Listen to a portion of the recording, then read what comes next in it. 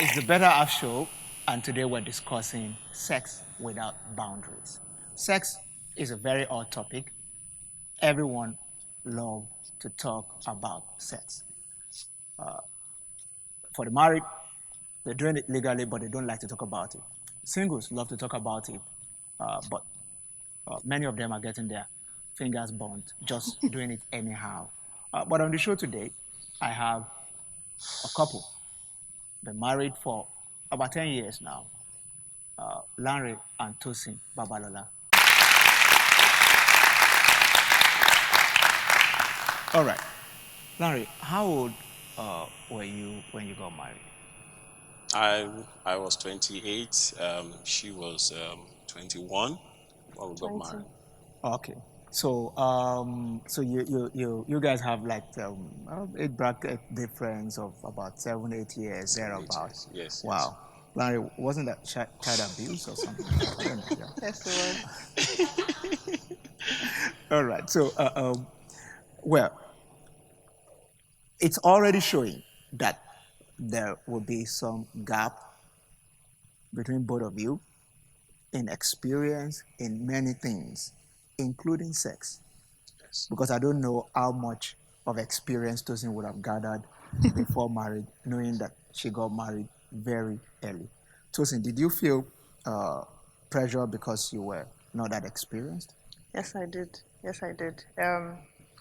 Knowing that my husband was not always a Christian, he wasn't a virgin. And so I felt like I needed to live up to some imaginary expectation. It was like Rambo and Cinderella.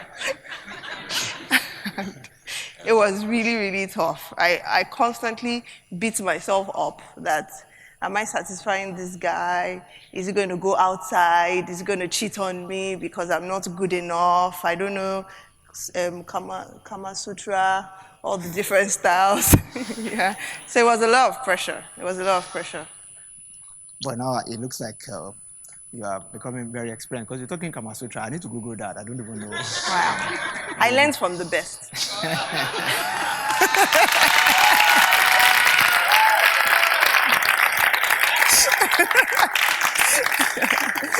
That's the man. All right. Larry, how did that affect the dynamics in the early days of your marriage, knowing that you have been sexually active and your wife has not been sexually active, and it's like you know, pitching the professional against the amateur, if you allow me to use that. Yeah. I don't know how far gone you were, but it looks like you were really in town. It was a very big challenge because when I met her and I made up my mind to marry her, um, I love the fact that we connected almost immediately. We were able to talk well. We were friends. I love the fact that she was still very beautiful. I love the fact that she was brilliant and all that. But more importantly, I made up my mind to have that, to get married to her that early because I couldn't wait to lay my hands on her in terms of sex. Wow. Wow.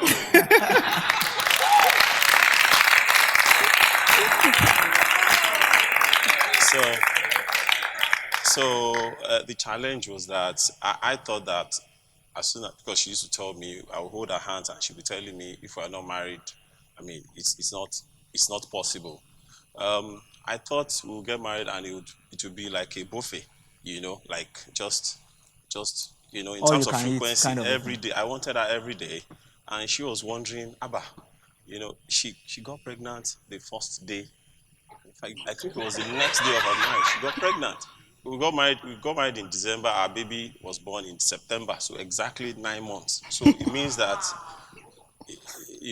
God.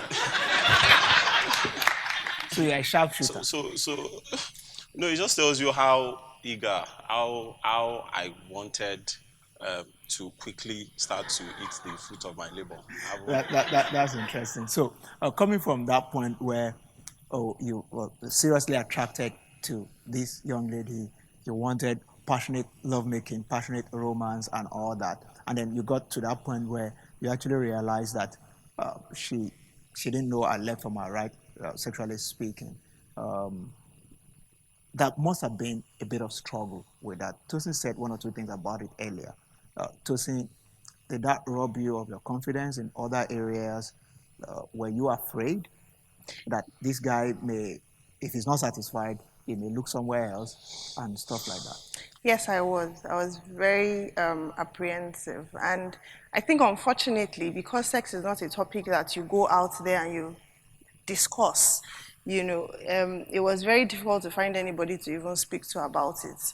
You're just supposed to submit to your husband. And unfortunately, mothers do not, some mothers, let me not generalize, some mothers do not do a good job of sexually educating their young girls or young ladies into getting married and what the expectation is supposed to be. I think we live in a society where parents believe you all are supposed to know. Everybody knows it on the internet. Everybody is doing it. So I fell in the bracket of the very few who really didn't know anything. I came from the mentality of the guy that sleeps with you, this is weird, you must think and say, okay, if I get pregnant with this guy, will I be proud to show him off as my husband? And that's what kept me till I got married. Really weird.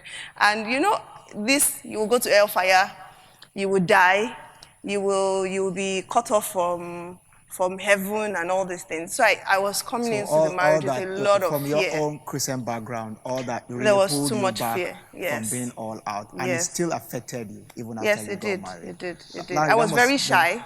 I will undress in the bedroom. I would make sure all the lights were switched off. And I'll That's say, oh interesting. Jesus, oh Jesus. That must have been that must have been a very frustrating experience for you, Larry. Yeah, it was a can very tell. frustrating. Her Christian background was it was difficult for me to let crack her that. see that the bedroom we need to tamper it down a bit.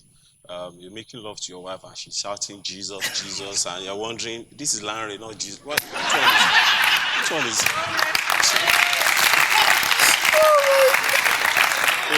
Call my name, and maybe anyway, you understand. That's really interesting. I know for people who have been seriously religious, getting into passionate lovemaking in marriage, there's still something about their mind telling them, am I committing a sin? Am I sinning against Yes, God? yes. And sometimes it's difficult to cut through that. When we come back, we're going to be looking at this from maybe a slightly different perspective. So don't go away. Stay with us. We'll be right back.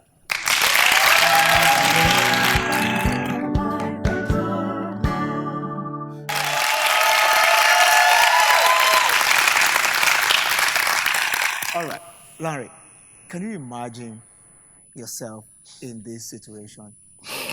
Tosin just coming in and saying, Larry, attack me.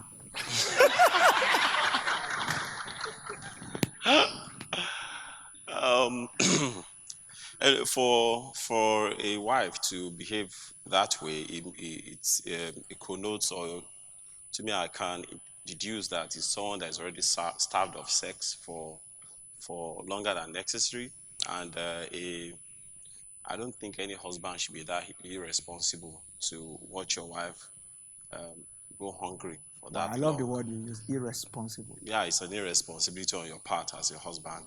However, if I find my wife in that kind of situation, I will. I mean, I don't understand why the guy said the right way. I don't understand. From that kitchen, we will continue to do it till we get to the bedroom and everywhere You else. can even go through the door. I will make sure I give. I can feel you. There are many men who are just thinking, when will my wife tell me to attack her? but on the other hand, Tosin, just imagine Larry just coming back from work and, barging into the house and saying, Tosin, attack me. What? First of all, I'm not an animal. It's not an animal. I will be shocked. I would think there's something really, really wrong with him. The level that I am now in our marriage, I'll probably be able to satisfy that urge, and then we can talk later about what brought about that sudden urge. Earlier on in our marriage, I probably would have run away. I'll be too embarrassed. But you have gone beyond that now. Yes, All right. yes. But there's this notion about, and we see it in the movies, we see it everywhere, that rough sex is the in thing. Like, just do it rough, do it anyhow.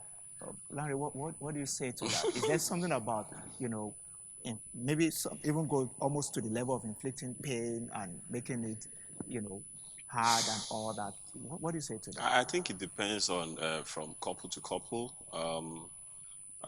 In terms of pain, if it's the type of pain that we saw in one of the those movies where you start to beat your partner, I think that's extreme.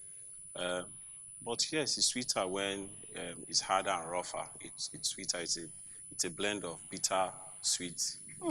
It's I can see your wife just shaking her head.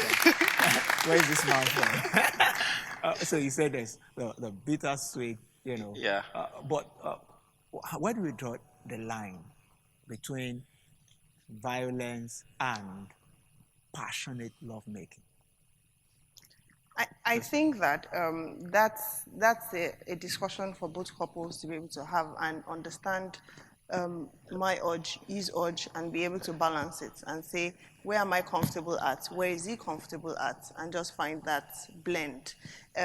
By the time one partner is domineering over the other, then that becomes bullying, that becomes slavery, domestic violence, raping your wife or raping your husband. I don't want to say it's only wives that get raped. I want you to rape me, Josie. That one is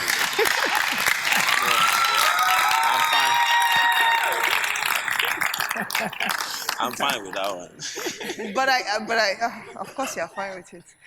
But I think Tosin, finding your the husband balance is making this request on openly. Yeah, Attack me. on Tuesday.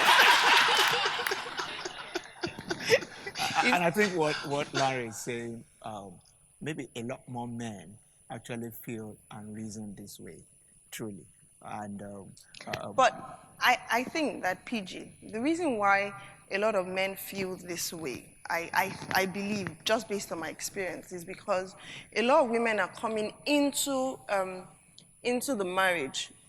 The culture sort of curbs the woman a little bit more. And so we're coming into marriage a little bit inexperienced, shy, thinking marriage is, you're supposed to sleep with your husband in a particular manner, in a particular way. And the men or boys growing up were not curbed as much as we were curbed. they just go for it. Exactly. So I think that's where the disparity is. Okay. in All those right. two. All right. We're going to come back, to this discussion. So you don't go away. Please stay with me. We'll be right back.